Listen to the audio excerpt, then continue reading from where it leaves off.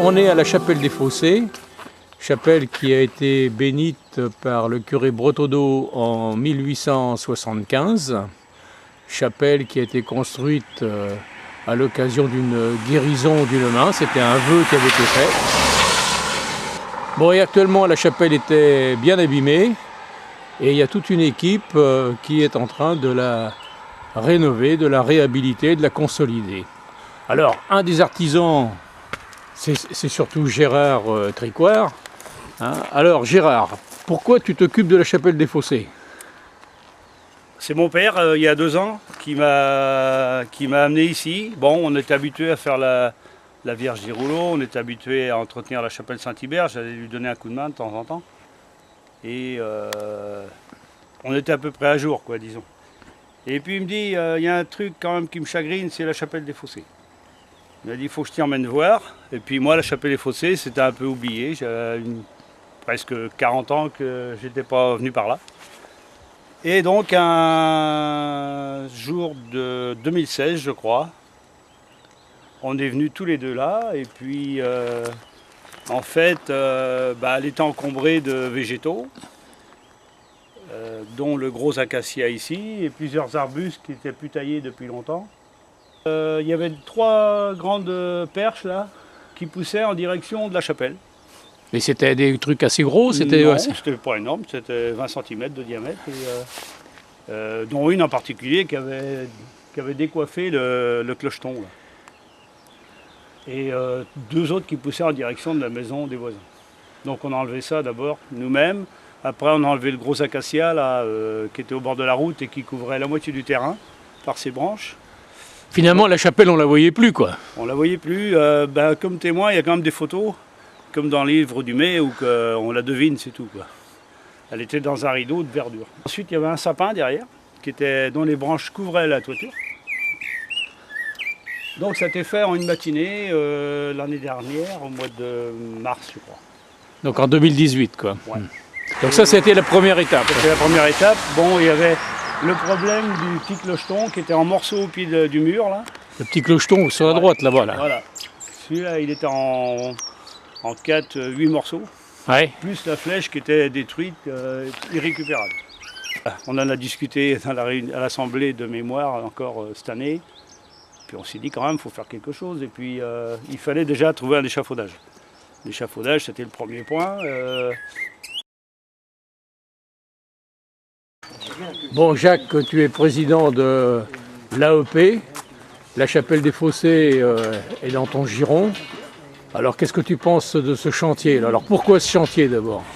Ce chantier, de toute façon, on n'avait pas le choix parce qu'autrement ça serait écroulé.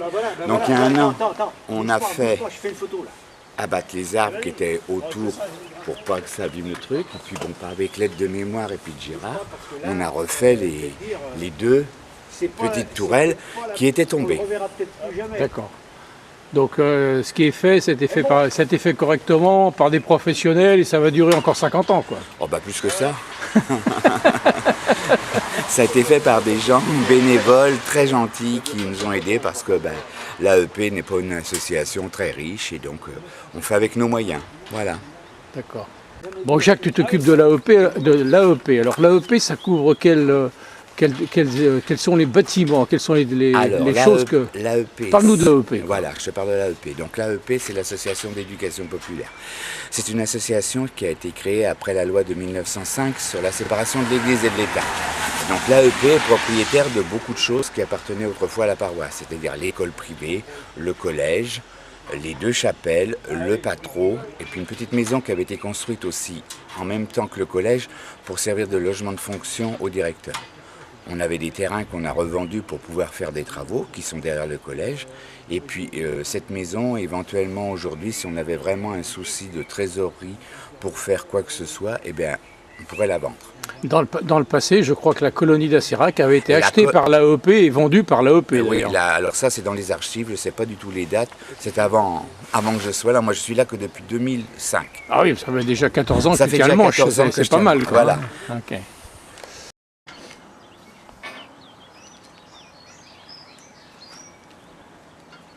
Donc là, on est au sommet de la chapelle.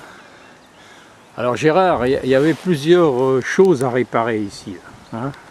Bah, tout était cassé à ce niveau-là. Tout à partir de ce niveau-là était en morceaux par terre. Ouais. Ouais. Donc y compris les briques qui étaient décellées et il y avait des entrées d'eau par l'arrière du potelet. Donc dans un premier temps, j'ai reconstruit donc, le montage de briques. Ensuite, la rosace. La rosace devant là. Tu peux filmer la rosace? Ouais, bien sûr. La rosace était en deux parties, donc brisée en deux. Donc je l'ai recollée dans un premier temps, cette partie-là. Ensuite, c'était monté de cette façon-là. Il y avait une face arrière et deux latéraux qui étaient désassemblés. Donc avec des crochets que j'ai chevillés sur les parois et du ciment avec des ferrailles, du béton armé. En fait, j'ai fait un béton armé dans le milieu pour rassembler tous ces morceaux-là. Et puis ensuite, moi c'est la partie que j'appelle le chapeau, je ne sais pas comment on doit l'appeler. Elle était brisée en 3 morceaux. Donc on voit la cassure ici, on revoit une cassure ici, puis il y en a une autre derrière. Il y avait donc 3 morceaux. C'est de la pierre de tuffeau. Alors comment rassembler ça?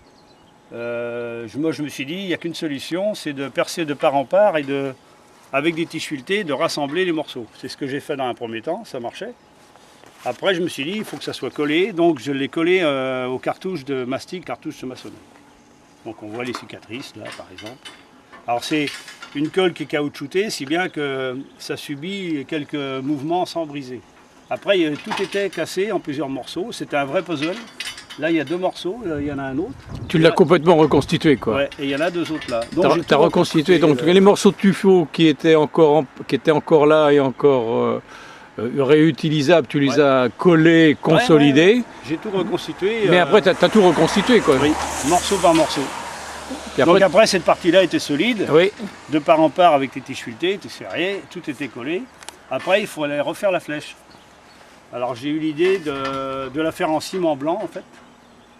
Et auparavant j'ai donc mis de la ferraille quoi. J'ai fait une armature en ferraille, en fer à béton, de façon que ça soit rigide. Ensuite j'ai fait un coffrage qu'on a serré ici et on l'a rempli de ciment. D'accord. Bon, je crois que vous êtes pris à 2 fois parce que le premier coup c'était un coup d'essai. Le premier coup, quand j'ai décoffré, ça avait adhéré aux planches. J'avais pas bien assez tassé mon ciment et puis il y avait des défauts. Ah bah c'est ça les compagnons du devoir, ouais, quoi. Ça refait quand c'est pas bien quoi. Ouais, je l'ai cassé parce que ça me plaisait pas.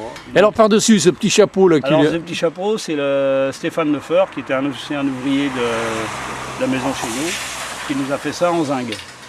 Alors vous en avez profité puisqu'on est sur cet échafaudage. Il y avait des ardoises de cassées, ça a été refait. Donc là elle est hors d'eau. Elle est hors d'eau maintenant ouais, quoi. Parce qu'il y avait des entrées d'eau à plusieurs endroits.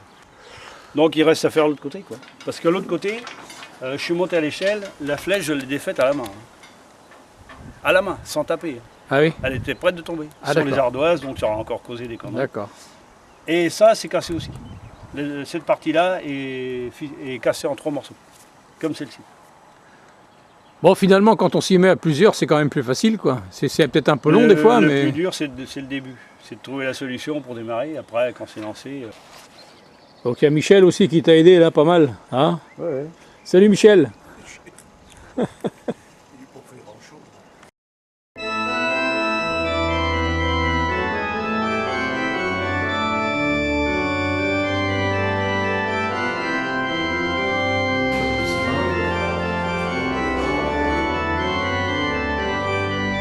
Centre, la Vierge, Sainte-Victoire, qui était le nom de Madame Hervé, et Saint-Jean-Baptiste, Jean était le nom du propriétaire, Monsieur Jean Hervé. Bon, on voit que l'hôtel est entretenu, visité, un certain nombre de remerciements faits par différentes personnes.